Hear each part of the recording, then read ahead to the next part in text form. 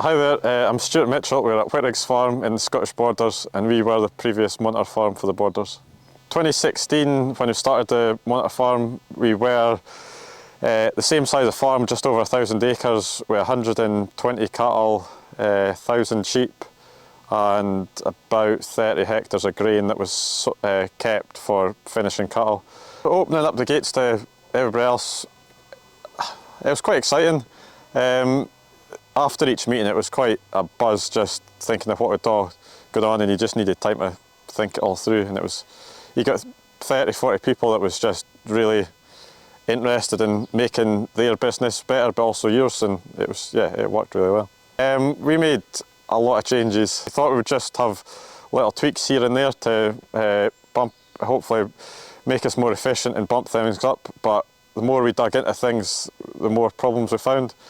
The sheep weren't making very much, and they were holding the cattle back an awful lot, and just realising how much they were holding the cattle back and holding the profit away for the cattle was just a big driver to let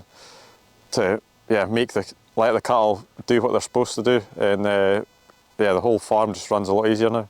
We've made quite a lot of changes since, mainly because the monitor farm process had gave us the confidence that that change was good. Different view on farming now. It's probably, I'm a wee bit older now, but it's rather than trying to spend to get your production up, quite often less is more. The monitor farm did what it said in the tin. It was farmer led, farmer driven. The two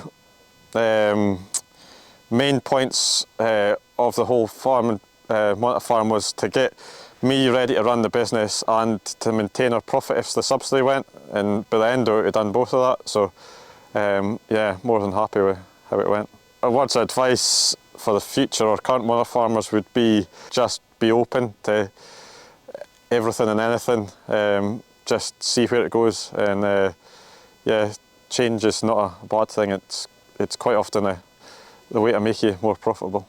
I'm Fergus Younger, and I was the facilitator for the Borders monitor farm, along with Colin and Stephen Young, and we did it as a team.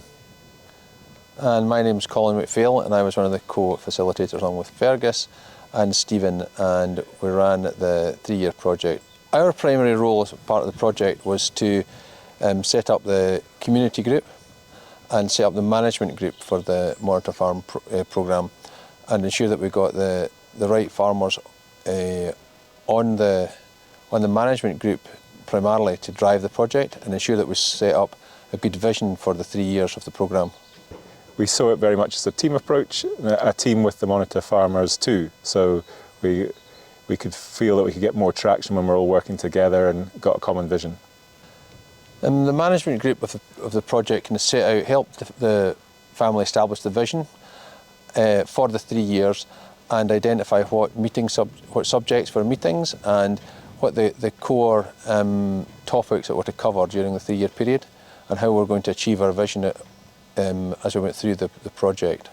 Yeah, and that's right. And the management group also provides that sense check, sort of bounce the idea off other people, and so it's a wider support network, I suppose, to help the monitor farmers. We were really just supporting that drive that the monitor farmers had, and trying to get the detail that they needed to make good decisions and bring in the right expertise that could really translate their vision into actions.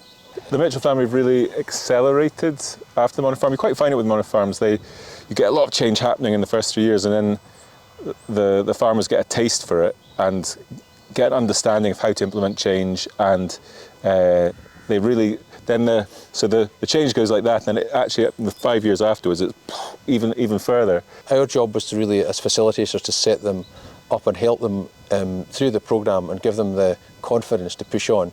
And I think for us it's really pleasing to see that, and I think we feel we've done quite a good job because they have continued to push on.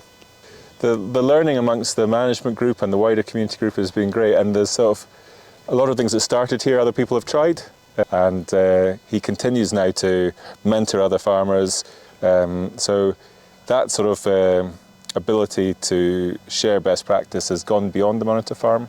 And also, I think with the community group, what you find in the programme is that a lot of the answers are in the group, and once they share ideas, they go home and implement these ideas. I think engaging with the monitor farm process, I'm a big fan of the monitor farm process. I've been a facilitator, I've been on the community group, I've been on the management group of different monitor farms, and I think it's being open to change and being open to, you always learn something from one of these meetings or the information that comes out. So I think it's the openness and being slightly brave to implement some change. Yeah, there's huge opportunities in attending them when you attend the monitor farm meetings, because you learn something at every meeting, and it's really about encouraging farmers to find the time to attend these meetings and to share their ideas and their thoughts. Often it feels too difficult to get off farm. You've got things that are too pressing, but it's well worth it, and that would be the big message: is attend and get along to these meetings if you can.